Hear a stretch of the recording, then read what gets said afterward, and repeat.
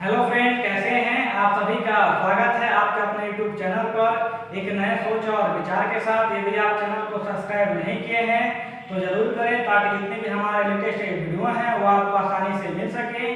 इसके next video में हम आपको मेजरिंग इंस्ट्रूमेंट के बारे में बता चुके हैं। जितने भी हमारे इलेक्ट्रिकल मेजरिंग इंस्ट्रूमेंट हैं उसके बारे में हम आपको बता चुके हैं।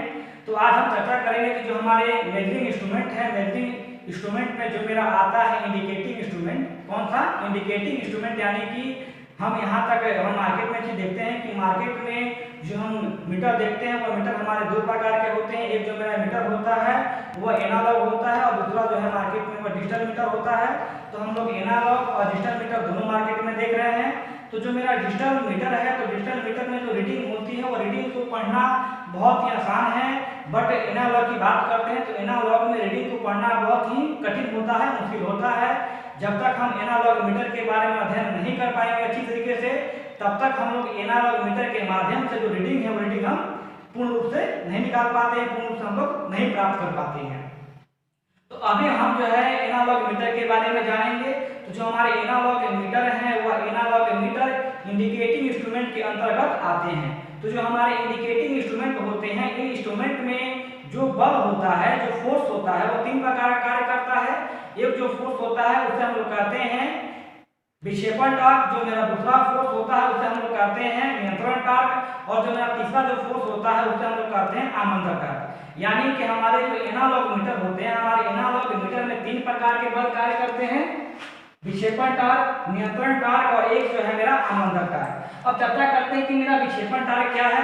तो जैसा कि हम देखते हैं कि जो हमारे एनालॉग मीटर हो गया, एनालॉग मीटर का मतलब कि मल्टीमीटर हम मान लेते हैं एनालॉग वाला, या एनालॉग वाला मेरा वोल्ट मीटर हो गया, या एनालॉग वाला मेरा एम्पियर मीटर हो गया, या वाट मीटर हो गया, या पावर फैक्टर मीटर हो गया।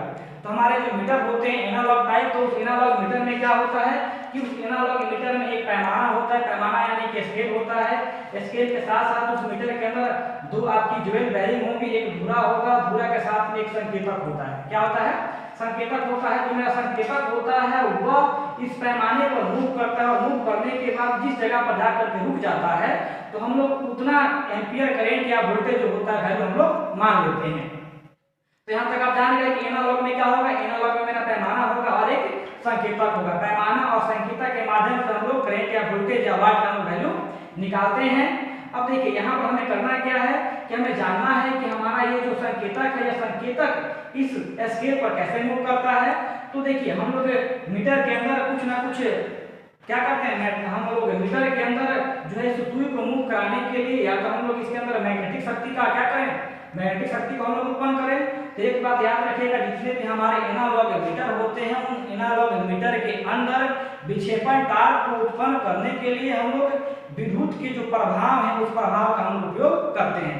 तो विद्युत का प्रभाव की बात कर लेते हैं तो विद्युत का चुंबकीय प्रभाव भी होता है, विद्युत का मेरा ऊष्मीय प्रभाव भी होता है और विद्युत का मेरा तापीय प्रभाव भी होता है। तो जितने भी हमारे मीटर होते हैं एनालॉग टाइप के, उन सभी मीटरों में हम लोग विद्युत के किसी न किसी प्रभाव का हम लोग उपयोग करते हैं। तो अक्सर जो हमारे मीटर होते हैं उन मीटर में हम लोग विद्युत का चुंबकीय प्रभाव हम लोग क्या करते हैं, उसमें लेते हैं। तो विद्युत के चुंबकीय प्रभाव में दो प्रभाव आ गया, एक तो आ गया आकर्षण का, दूसरा मेरा आ गया विकर्षण का। तो हमारे जो एनालॉग मीटर होते हैं उसमें या तो हम लोग मैग्नेट का आकर्षण का प्रभाव रखेंगे या तो विकर्षण का प्रभाव हम लोग रखेंगे। तो यहाँ पर चर्चा करते हैं कि विक्षेपण टॉर्क क्या है।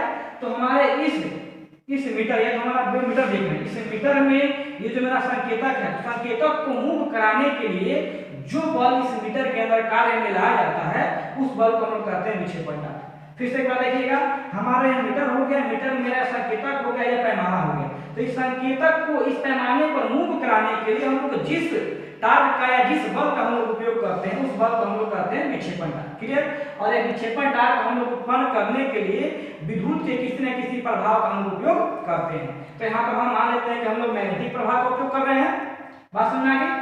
अब चर्चा करते हैं नियंत्रण टॉर्क के बारे में कि मेरा नियंत्रण टॉर्क क्या है। तो विक्षेपण टॉर्क के कारण ये जो मेरा संकेतक है या संकेतक मेरा मूव करता है, विक्षेपण टॉर्क के कारण मेरा जो संकेतक है इस स्केल के ऊपर मूव करता है। तो इस स्केल के गति को, यानी कि जो मेरा संकेतक है, संकेतक की गति को नियंत्रित करने के लिए हम लोग नियंत्रण टॉर्क का उपयोग हम लोग करते हैं। फिर से याद रखिएगा, जैसे एक बात आपको याद रखिएगा, हमारे इस मीटर के अंदर इस संकेतक जो हमारा मूव करता है, इस संकेतक को कंट्रोल करने के लिए हम लोग नियंत्रण तार का क्या करते हैं, नियंत्रण तार का हम लोग उपयोग करते हैं। अब देखिएगा, जो मेरा नियंत्रण तार हो गया, या नियंत्रण तार के मीटर के अंदर जो हम लोग यूज करते हैं वो दो तरीके का होता है। एक जो होता है उसे हम लोग कहते हैं स्प्रिंग कंट्रोल सिस्टम, और जो मेरा दूसरा हो जाएगा उसे हम लोग कहेंगे ग्रेविटी कंट्रोल सिस्टम। यानी कि मीटर के अंदर जो हमारा नियंत्रण तार होता है, तार को हम लोग उत्पन्न करने हम लोग दो सिस्टम का उपयोग करते हैं, स्प्रिंग कंट्रोल सिस्टम और दूसरा जो हो जाएगा उसे हम लोग कहेंगे ग्रेविटी कंट्रोल सिस्टम।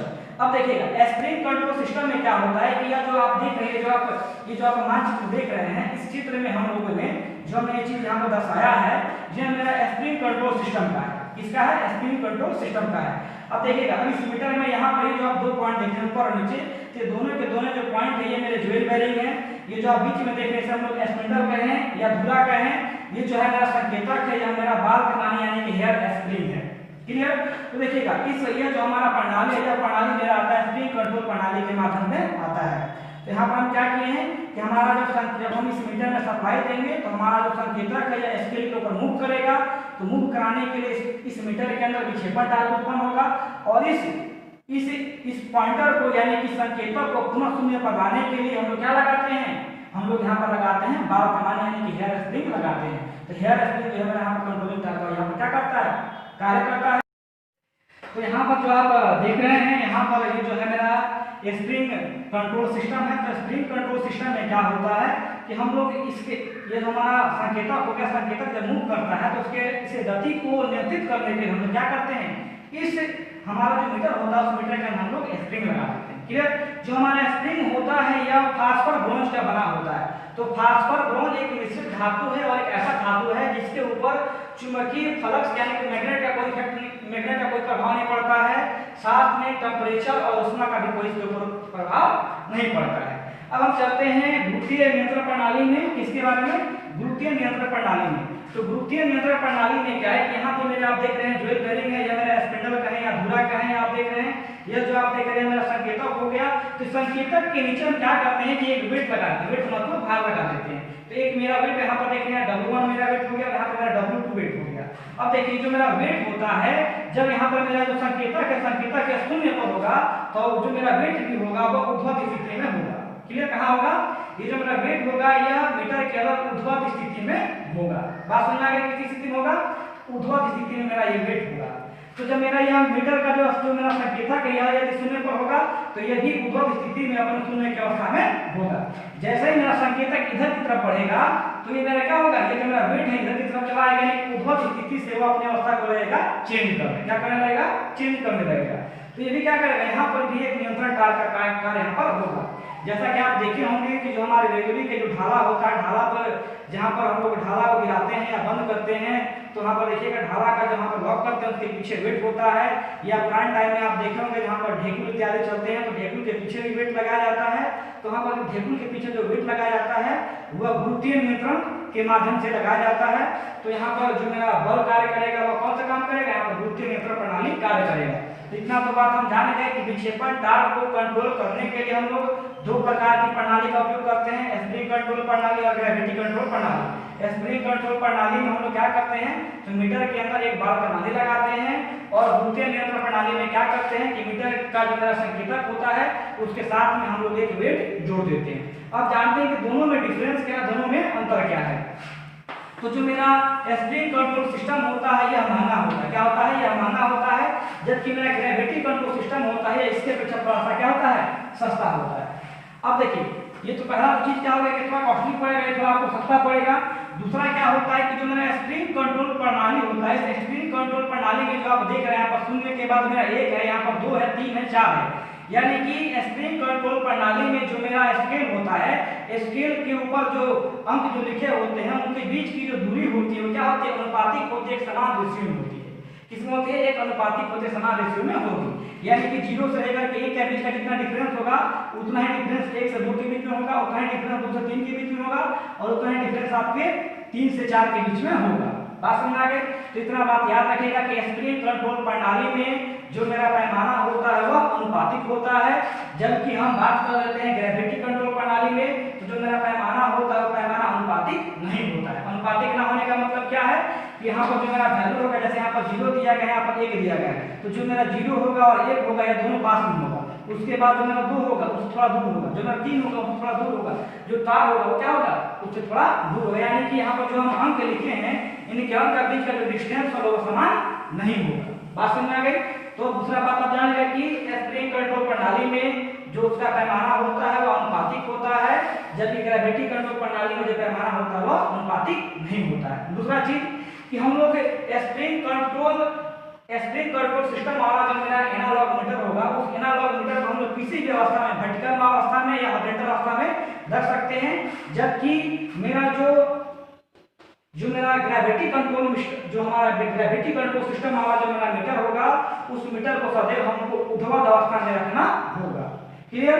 तो दूसरा जो मेरा डिमेरिट क्या है, दूसरा मेरा डिमेरिट यह है हमारे इस ग्रेविटी कंट्रोल सिस्टम वाले मीटर का कि हमेशा उसे ऊर्ध्वाधर अवस्था में रखना होगा। उसके बाद चर्चा कर लेते हैं कि यह जो मेरा मीटर है स्प्रिंग कंट्रोल सिस्टम वाला जो मीटर होगा, उसे यदि हम लोग लंबे समय तक कार्य कराते हैं तो इसका जो स्प्रिंग का जो टेंशन होगा वो थोड़ा सा कम हो जाएगा, तो जो हमें रीडिंग मिलेगी वो रीडिंग सही नहीं मिलेगी। मगर ये जो मेरा ग्रेविटी कंट्रोल सिस्टम है, इस सिस्टम वाला जो मेरा मीटर होगा, तो कितना भी समय के लिए हम यूज क्यों ना करें मीटर को, जो हमारा रीडिंग होगा, जो मेरा जो वैल्यू आएगा वो सही आएगा, उसमें किसी प्रकार की चेंजिंग नहीं आएगी। अब इसके बाद हम चर्चा कर लेते हैं आमंदक टार्क के बारे में। तो जो मेरा आमंदक टार्क होता है वो आमंदक टार्क करता है क्या है, तो ये जो मेरा संकेतक होगा, इस संकेतक के ऊपर एक मेरा बल लगा विक्षेपण, तो विक्षेपण टार्क के वजह से जो मेरा ये संकेतक है यह इधर की तरफ मूव करेगा, और जो मेरा नियंत्रण टार्क है, नियंत्रण टार्क क्या करेगा, सुई को अपनी तरफ खींचेगा।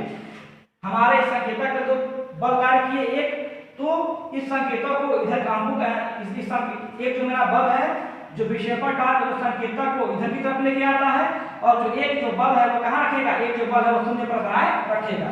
यानी कि हमारे संकेतक पर दो तरह के बल कार्य करने के वजह से हमारे संकेतक में एक प्रकार का कंपन उत्पन्न होता है। क्या कहता है, कंपन उत्पन्न होता है, और उस कंपन को दूर करने के लिए हम लोग आमंदक टार्क का हम लोग उपयोग करते हैं। क्या करते हैं हम लोग, आमंदक टार्क का हम लोग उपयोग करते हैं। इतना बात याद रखिएगा कि मीटर में जो मेरा विक्षेपण टार्क होता है सुई को मूव कराता है, गति कराता है। जो मेरा नियंत्रण टार्क है वह सुई की गति को नियंत्रित करता है, और जो मेरा आमंदक टार्क है इस सुई के कंपन को कम करता है, कंपन को खत्म करता है। अब आगे बात की जो मेरा आमंदक टार्क है, आमंदक टार्क उत्पन्न करने के लिए हम लोग मीटर में कितनी प्रणाली का उपयोग करते हैं। Clear sir.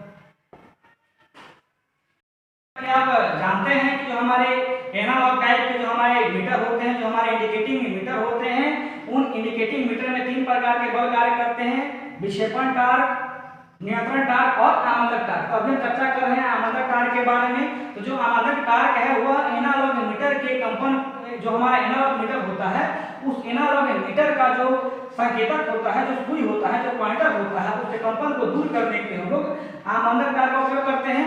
अब मीटर के अंदर आमंदक टार्क उत्पन्न करने के लिए जो हम लोग सिस्टम उपयोग करते हैं, वो सिस्टम हमारे तीन प्रकार के होते हैं। जो मेरा पहला सिस्टम होता है उस सिस्टम को हम लोग कहते हैं वायु घर्षण आमंदक प्रणाली। जो हमारा 2 नंबर हो गया उसे कहते हैं एडी धारा आमंदन प्रणाली, और जो मेरा 3 नंबर हो गया उसे हम लोग कहते हैं घर्षण आमंदन प्रणाली। तो देखिएगा जो 1 नंबर में जो मेरा प्रणाली है वो वायु आमंदन प्रणाली है। यह प्रणाली जो सबसे अधिक मात्रा में एनालॉग मीटर में उपयोग की जाती है। तो यदि एग्जाम में क्वेश्चन आता है कि जो हमारे एनालॉग मीटर है, जो हमारे इंडिकेटिंग मीटर है, उन इंडिकेटिंग मीटरों में आमंदक प्रणाली सर्वाधिक उपयोग कौन सी की जाती है, तो कौन सी आपकी हो जाएगी, वायु घर्षण आमंदन प्रणाली। वायु घर्षण आमंदन प्रणाली में क्या होता है कि जो हमारा मीटर होता है, मीटर का जो मेरा संकेतक होता है, उस संकेतक के पीछे की तरफ एक पिस्टन नुमा एक आकृति का हम क्या करते हैं, एक पत्ती बना देते हैं, और उस पत्ती को हम लोग एक अर्धवृत्ताकार एक पात्र होता है, उस पात्र के अंदर डाल देते हैं। उस पात्र के अंदर हवा होता है। तो जिस प्रकार मेरा सुई जो होता है आगे की तरफ बढ़ता है, तो मेरा जो संकेतक का जो पत्ती है पीछे की तरफ क्या करता है, हवा को धकेलता है और कम करता है। जैसे आप लोग देखे होंगे बेना को हम बुलाते हैं बेना को, तो सेम वही सिस्टम जो है हमारे इस वायु घर्षण प्रणाली में हम लोग उपयोग करते हैं। और चर्चा करते हैं 2 नंबर में जो दिया गया है एडी धारा आमंदन प्रणाली।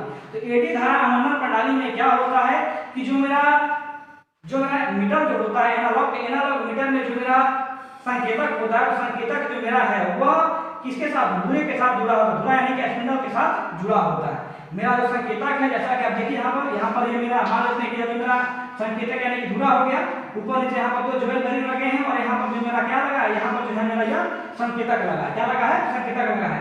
तो हम करते क्या है कि हम अपने इस धुरे के साथ क्या करते हैं, इस धुरे के साथ हम लोग एक ड्रिल चक यानी कि वृत्ताकार पट्टी या वृत्ताकार पात्र लगा देते हैं। क्या लगाते हैं, हम वृत्ताकार पात्र लगा देते हैं।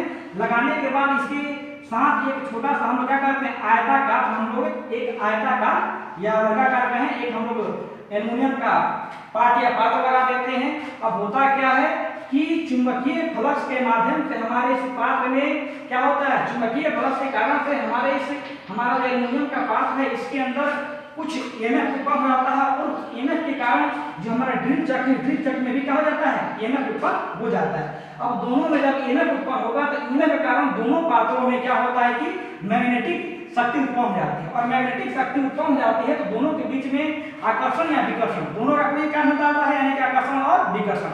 तो दोनों के आकर्षण और विकर्षण की वजह से जो मेरा होता है, यानी कि दोनों के बीच में जब मैग्नेटिक शक्ति आ जाती है तो उसके कारण जो हमारा ये संकेतक है इसका जो स्पीड, इसकी जो कंपन है वो कम हो जाती है। क्लियर। तो यहाँ पर आप एडी धारा आंदोलन प्रणाली जान गए।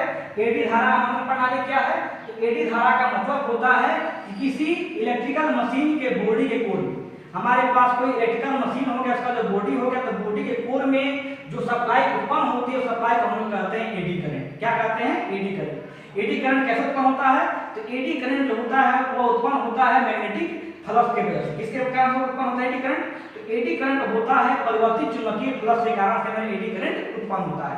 तो हमारे मीटर के अंदर भी जो है एडी करंट उत्पन्न होता है परिवर्तित मैग्नेटिक फ्लक्स के कारण से। और यहाँ पर जो हमारा इस प्रणाली का हम लोग यहाँ पर करते हैं। अब चलते हैं द्रव्य घर्षण आंदोलन प्रणाली में। तो जो मेरा द्रव्य घर्षण आंदोलन प्रणाली होता है, इस प्रणाली में हम लोग करते क्या है, तो जो मेरा संकेतक होता है, क्या होता है संकेतक, जो मेरा संकेतक होगा वह स्पिंडल यानी कि धुरे के साथ जुड़ा होता है। और यहाँ पर एक नीचे जो होता है एक पात्र होता है, वह किसी भी आकृति का हो सकता है। इस पात्र में जो है जल भरा होता है, क्या होता है, जल भरा होता है। और इसके स्पिंडल के नीचे के साथ हम क्या करते हैं, कई सारी पट्टियों को लगा देते हैं। जब मेरा संकेतक मूव करता है तो संकेतक के साथ जो मेरा स्पिंडल जुड़ा है, जो मेरा धुरा है, धुरा भी मूव करता है और धुरे के अंदर की जो पत्तियां हैं, पत्तियां भी मूव करती हैं। तो इसके अंदर जो द्रव जो होगा, द्रव के कारण इसके अंदर जो मेरा द्रव होगा, तो इस द्रव के कारण क्या होगा, उसके बीच में एक टेंशन होगा, एक तनाव होगा, जिसकी वजह से क्या होगा, इसके अंदर का जो कंपन है, कंपन मेरा खत्म हो जाएगा।